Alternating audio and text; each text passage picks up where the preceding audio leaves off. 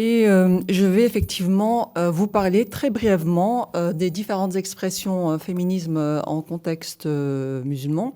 Donc féminisme laïque, féminisme séculier et féminisme islamique. Et en vue notamment de vous donner une grille de lecture qui pourrait nous permettre de voir, de distinguer les logiques qui sous-tendent chaque expression féministe. Alors, je vais voir si ça marche. Oui, ça marche.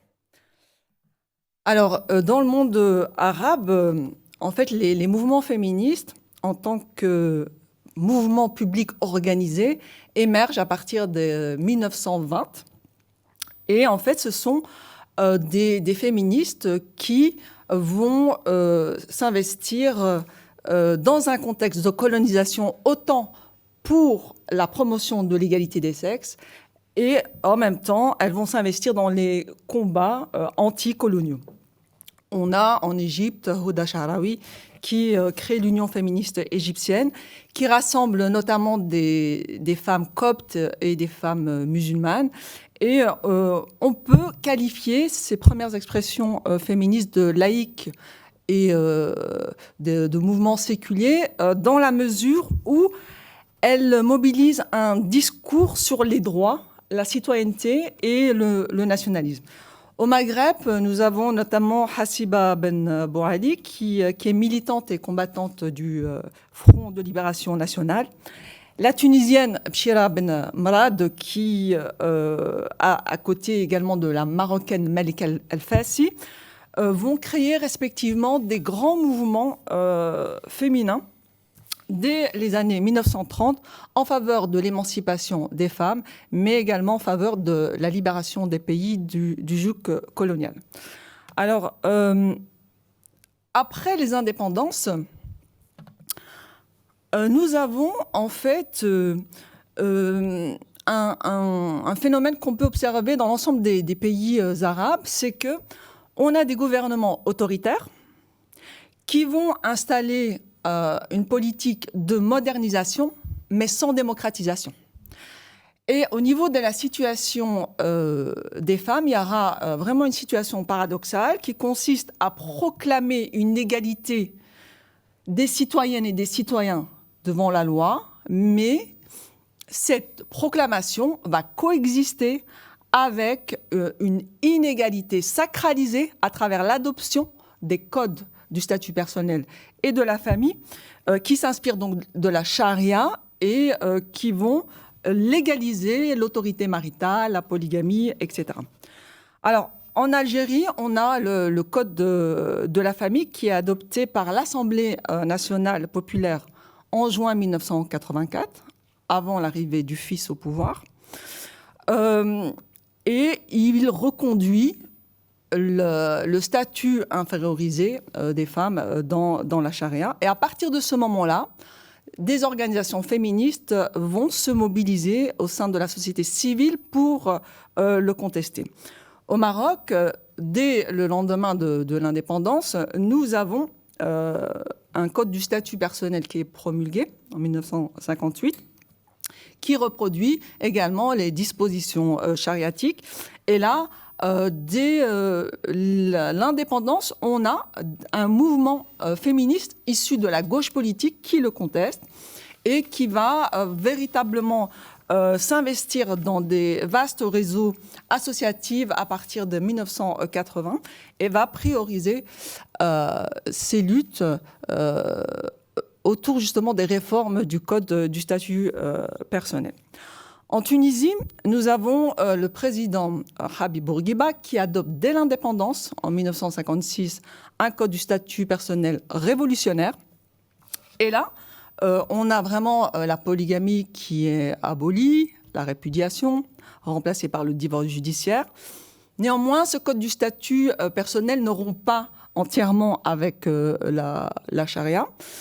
Et on va voir aussi que Habib Bourguiba va renoncer de modifier la loi successorale dans une optique égalitaire en 1974 pour soutenir stratégiquement les milieux conservateurs qui vont devenir les islamistes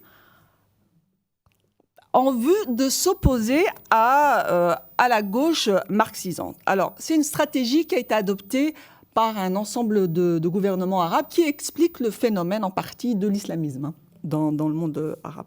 Alors, face à cette situation, les féministes en Tunisie se mobilisent à la fin des années 70 et elles vont non seulement réclamer la préservation de leur acquis, mais en même temps faire des revendications en faveur de l'égalité. Alors, on a des grandes figures féministes comme Wassila Tamzali en Algérie, Latifa Jebebdi au Maroc, Sana Ben Achour. Et on a également une expérience très importante de ce féminisme maghrébin, qui est le collectif 95 Maghreb Égalité. Et en l'occurrence, il y a Wassila Tamzali qui a présidé ce collectif, qui nous apporte une analyse très complexe sur la situation des femmes au Maghreb, qui sont prises en otage entre l'islam d'État, qui juridiquement les infériorise à travers les codes du statut personnel. Nous avons l'islamisme qui religieusement essaye de les maintenir dans un état d'assujettissement, dans des sociétés qui sont largement conservatrices, avec une morale sexuelle qui pèse véritablement sur leur corps. Alors, ce collectif 95 Maghreb Égalité a été créé par des associations féministes maghrébines laïques et séculières, marocaines, tunisiennes et algériennes en 1992, en vue de participer à la conférence mondiale sur les femmes de Pékin en 1995. Et c'est un événement vraiment majeur parce qu'elles vont s'engager à travailler à une reconnaissance légalisée de l'égalité dans les espaces privés et publics. Et également donc politique. Elles vont faire un travail très important qui consiste à aboutir à une forme d'harmonisation entre les normes internes et les normes internationales comme la CEDAW. Et elles vont élaborer un outil pédagogique, le guide de l'égalité dans la famille au Maghreb, qui repose sur les principes universels des droits humains. Et elles vont reprendre vraiment toutes les discriminations dans les codes des trois pays et elles vont développer systématiquement un argumentaire de nature religieuse, un argumentaire sociologique, un argumentaire juridique. Par exemple, au niveau de l'inégalité successorale, je vous ai reproduit sur le PowerPoint l'article 351 du Code de la famille marocain, qui indique que l'héritage des fils et des frères est le double de la part des filles et des sœurs. Et donc, les codes de la famille, en s'inspirant de la charia, reposent sur le verset 11 de la sourate 4, aux fils une part équivalente à celle de deux filles. Au niveau de l'argumentaire religieux, eh bien, le guide démontre que la posture coranique relative à l'héritage n'est pas absolue, puisqu'il y a des versets qui font référence à une part égale, dont le verset 7, sourate 4, aux hommes revient une part et aux femmes une part fixée. Donc, il y a une forme d'égalité. Elles font également référence à Taha Haddet, qui affirme également que l'inégalité successorale n'est pas dogmatique et adopte une approche égalitaire de la charia. Au niveau sociologique, elles mettent en évidence évidemment l'évolution des familles maghrébines, de plus en plus nucléaires, où les femmes travaillent et elles participent donc aux charges familiales, et certaines sont même chefs de ménage. Alors, au niveau juridique, elle rappelle que l'inégalité successorale est contraire à tous les principes d'égalité affirmés au niveau international dans les pactes, etc. Et elle propose une série d'articles, dont l'article 87, qui est les descendants et descendantes viennent à la succession à part égale. Alors, on voit ici que ces féministes séculières et laïques vont mobiliser les arguments religieux et sociologiques au service d'une égalité pleine et entière.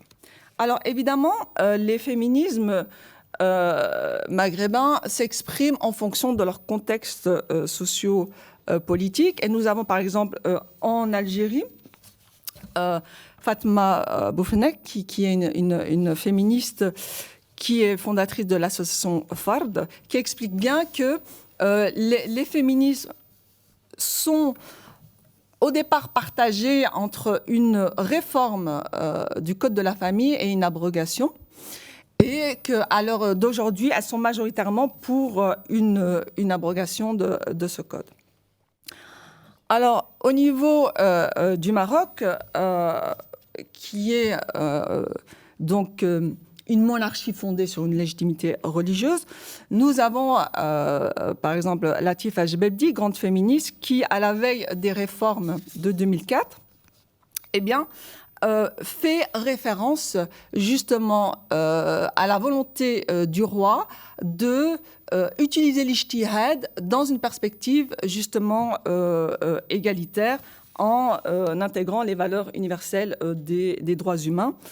Et d'ailleurs, il va se prononcer dans les réformes du Code de la famille en 2004 en disant que je suis le commandeur des croyants, et donc il va faire référence au prophète parce qu'il se considère comme descendant du prophète en donnant une justification religieuse. Les femmes sont égales aux hommes au regard de la loi, etc. Alors, nous avons en Tunisie des féministes qui sont majoritairement laïques. Au Maroc, elles sont plutôt oui, séculières, mais elles sont majoritairement, en vérité, pour une sécularisation du droit, mais le contexte marocain oblige, elles intègrent l'ijtihad. Alors, en Tunisie, elles sont majoritairement laïques, et Sana Ben Achour, qui est aussi une grande féministe, explique l'enjeu de la laïcité dans le monde arabe, dans la mesure où c'est précisément au nom de l'islam en tant que religion d'État que l'ensemble des pays ont émis des réserves concernant les dispositions de la CEDAW considérées comme contraires à la charia. Et donc, c'est pour ça qu'elles sont vraiment pour une conception laïque de la loi, de l'État et des droits. Alors, il faut savoir que ces féminismes séculiers et laïques sont encore très actifs à l'heure d'aujourd'hui. Par exemple, il y a l'appel du 8 mars pour la dignité et l'égalité réalisé en 2012 et qui a été adressé à la Ligue des États arabes. Nous avons, à partir des années 1990, l'émergence du concept du féminisme islamique à partir de l'expérience iranienne où des femmes islamistes vont revendiquer une amélioration de leur statut à partir de la charia. Là, nous avons aussi différentes expressions du féminisme islamique où, par exemple, en Malaisie, les Sisters in Islam constituent une force d'opposition aux islamistes. Et ici, les féministes sont souvent des personnalités académiques comme Amina Wadout, Asma Lamrabet, Aïcha Al-Hajami, etc., qui travaillent sur les textes scripturaires et qui proposent une relecture égalitaire en déconstruisant l'exégèse patriarcale et en déterrant des grandes figures de l'islam des premiers temps, donc de cette période fondatrice de l'islam, en tant que modèle d'identification pour l'ensemble des femmes croyantes. Alors, au Maghreb, nous avons un grand nombre de femmes islamistes, Ansa vient d'en parler, qui s'opposent systématiquement aux féministes séculières et laïques. Elles sont plutôt dans une conception complémentaire. Et oui, à les différencier des féministes islamiques qui revendiquent une égalité islamique. Et par exemple, nous avons au Maroc, à partir de 2005, cette émergence de féminisme, dont Asma Lamrabet est vraiment une grande figure, elle occupe en 2011 le poste de directrice du Centre des études féminines en islam. Et par exemple, à propos de cette question de l'inégalité successorale, elle, qui se fonde, comme on l'a vu sur le verset 11 de la sourate 4, elle propose une relecture égalitaire qui écarte ce verset au profit du verset 7 de la même sourate, qui évoque donc une part égale pour les femmes et les hommes. En agissant de la sorte, elle propose de remplacer le principe exégétique abrogeant-abrogé chronologique, j'y reviendrai si vous voulez, par le principe abrogeant-abrogé égalitaire, en demeurant toutefois strictement dans le paradigme coranique. Alors, avec cette prise de position courageuse, publique pourtant justifiée par un argumentaire religieux, elle est contrainte de démissionner en 2018 de la Ligue des théologiens, dominée manifestement par des conservateurs. J'arrive à la conclusion. Alors, je vous propose donc une grille de lecture pour justement distinguer ces différents féminismes. On voit que, par exemple, pour les féministes laïques, à la lumière des Tunisiennes, eh bien, elles se réfèrent exclusivement au référentiel universel des droits humains, en considérant que la séparation entre l'État et la religion est la condition sine qua non pour la réalisation d'une égalité totale dans tous les domaines. En d'autres termes, elle propose une égalité laïque des sexes inconditionnelle séparée du religieux. Les féministes séculières, à l'image des Marocaines, se réfèrent à la primauté du référentiel universel des droits humains, articulé à la référence religieuse, qu'elles instrumentalisent dans une optique égalitaire. Autrement dit, elles réclament une égalité séculière des sexes conditionnée par une instrumentalisation du religieux. Les féministes, à l'image de Asma Lamrabet, se réfèrent au primat du référentiel religieux dans une perspective égalitaire, articulée secondairement à la référence des droits humains. Il s'agit ici d'une égalité islamique des sexes, souvent différenciée, conditionnée par une justification du religieux. Alors enfin, quelques petites secondes. En tant que citoyenne, j'estime que l'émergence du féminisme islamique, au même titre que le féminisme juif et chrétien, est subversif dans la mesure où, dans la sphère religieuse, eh bien, ces féministes utilisent les mêmes armes que les hommes religieux et peuvent aboutir, moyennant néanmoins une critique des textes religieux radical, avec un abandon des fondements patriarcaux, à un islam égalitaire. Mais, à l'image des féministes laïques, notamment tunisiennes, je pense que dans les sphères familiale, sociale et politique, les revendications égalitaires en termes de droits, fondées sur le concept moderne d'une égalité totale et indifférenciée dans un état de droit, doivent être portées sur le terrain de la citoyenneté et des libertés publiques. Je vous remercie pour votre écoute.